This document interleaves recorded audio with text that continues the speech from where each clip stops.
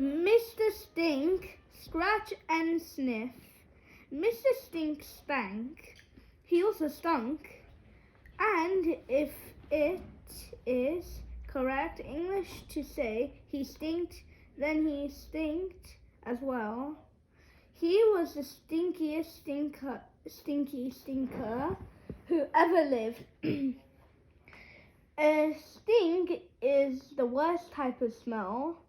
A stink is worse than a stench, and a stench is worse than a pong, and a pong is worse than a whiff, and a whiff can be enough to make your nose wrinkle.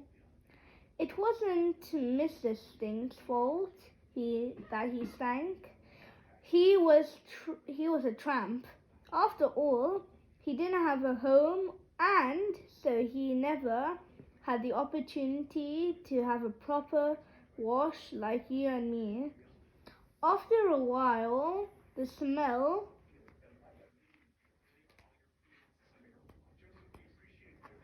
just got worse and worse. Here's a picture of Mr. Stink.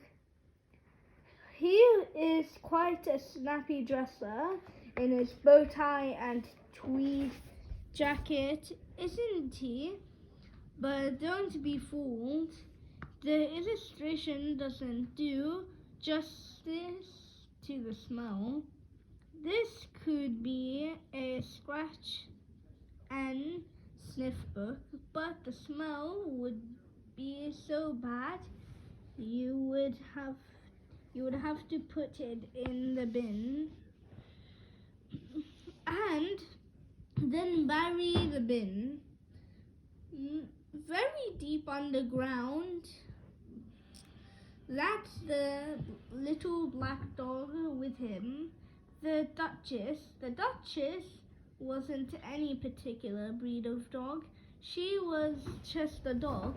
She smelt too, but not as bad as Mr. Stink. Nothing in the world really smelt as bad as him, except his beard. His beard was full of old bits of egg and sausage and cheese that had fallen out of his mouth years ago. It had never been shampooed, so it had its own special stink, even worse than its main one. One morning, Mr. Stink simply appeared in the town and took up resistance of an old wooden bench. No one knew where he had come from or where he might be going. The town folk were mostly nice to meet him. They sometimes dropped a few coins at his feet before rushing off with their eyes watering, but no one was really friendly towards him.